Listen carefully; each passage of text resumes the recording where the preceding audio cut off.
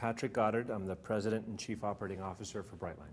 Hospitality, I've been in the hotel business since I was really a kid and spent a lot of my early years as a teenager traveling around Europe, like waiting tables and cooking, and that led me to, when I had to pick a actual topic to study, a subject to study, I got into hospitality management, got a degree in that, worked with Hilton in Europe, and then moved to the US in 2000, and I've been here since then. And I've worked with Lowe's Hotels, Rosewood Hotels, and a number of other kind of hotel ventures over the last, 15 plus years.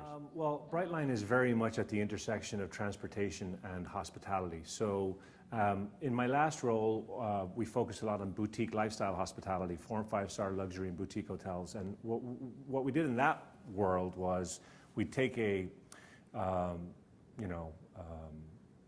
I'll call it a branded standard hotel where really accommodations is considered a commodity, and we made it into more of an experience. So I compare that very closely to what we're doing with Brightline. Brightline transportation is very much thought of as a commodity. So we're bringing experience into transportation. Starting with people high-fiving you, grinning ear to ear as they get off the train and avoided another day on I-95, to repeat ridership, to overall ridership numbers and fares that people are prepared to pay, as well as, of course, Net Promoter Score, which we're starting to now solicit from our patrons. I mean, it's early days yet, obviously, but we've had some pretty overwhelmingly positive feedback based on the service so far. So obviously the train stations at Brightline are very much, they're very similar to a hotel lobby. In fact, they were designed by David Rockwell, who has a very storied career in designing hospitality-oriented assets such as hotels and restaurants. But it was designed with the guest experience in mind. We refer to our customers as guests because they are guests with us. So when we would think about offering a hotel experience, we really think about it from pre-arrival to post-departure and everything in between. It's the same at Brightline. So we're thinking about how you find us, how you purchase your ticket, how you find the station, get through the screening process, your ability to enjoy the station itself. So hospitality really is making people feel at home even when they're not. So in our stations, you'll find chargers, Wi-Fi, lots of facilities and amenities that make you very, very comfortable, that make our guests very, very comfortable. And that's the intent. And that then gets translated on board our trains as well. Same thing, plentiful, like power and Wi-Fi is like oxygen today, right? Everybody wants to be connected all the time. You can literally stream Netflix from the moment you get on our train to the moment you get off it. We've got very powerful, free Wi-Fi on board. It's pretty standard in most transportation systems, but it actually works. It's about delivering that guest experience, and it's about making sure that we do everything that we can, that we set the business up in a way that we can deliver that experience at a very high level. So we've spent a lot of time and energy and put a lot of thought into that guest experience, every step of the way, every touch point, through every sense, sight, sound, smell, touch, etc. I mean, we really have invested a lot of time and effort into that. We attach a lot of importance to interior design. We attach a lot of importance to architecture. You can see our 6-block development here in Miami Central. So my role is to ensure that experience.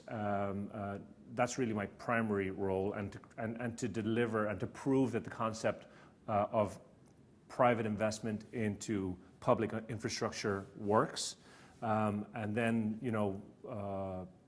to take this concept elsewhere around the country. So that's primarily what I'm focused on, is proof of concept here, and looking for other opportunities around our country to provide a similar solution. So we're open now as of the weekend of the 19th of May, from Miami to Fort Lauderdale and up to West Palm Beach. We've begun early works to Orlando. That's about a 3-year build. We are exploring expanding our Florida service to further west to Tampa. And potentially there's the railroad already goes up to Jacksonville, so that would be an opportunity for us as well. So obviously we're laser focused on getting this service up and running and proof of concept, et cetera. But beyond that, we are having discussions right now with other states that have a similar mobility problem where you've got city pairs that are too short to fly and too long to drive, and that are suffering from pretty serious congestion. Where there's a group of people who are willing to, who'd be happy to get on board a train versus sit in traffic. In this situation, like Florida's a perfect example. At rush hour here, it can take you anywhere from 50 to 120 minutes to get from Fort Lauderdale to Miami at rush hour. We're going to be able to make that trip in less than 30. So, and it's not just about this time saving, the economics, like express lanes right now are about $12 at rush hour. Gas is what, $2.50 a gallon right now. You're going to burn, 2-3 gallons, so that's another $10. We're comparable almost at most times of the day right now, during our introductory period, to driving. And that doesn't even factor in insurance and car payments and wear and tear and all the rest of it. So, this is a great example of what can be done where sort of the public sector, our government hasn't been able to sort of solve problems for a variety of different reasons. Here in Florida, we've been talking about high-speed rail for over 20 years.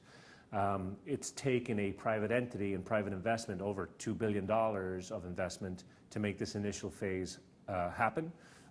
So, I mean, it's a phenomenal thing to watch unfold right now, and something that we think we can replicate in other markets. But in very early discussions outside of Florida, very focused on Florida right now.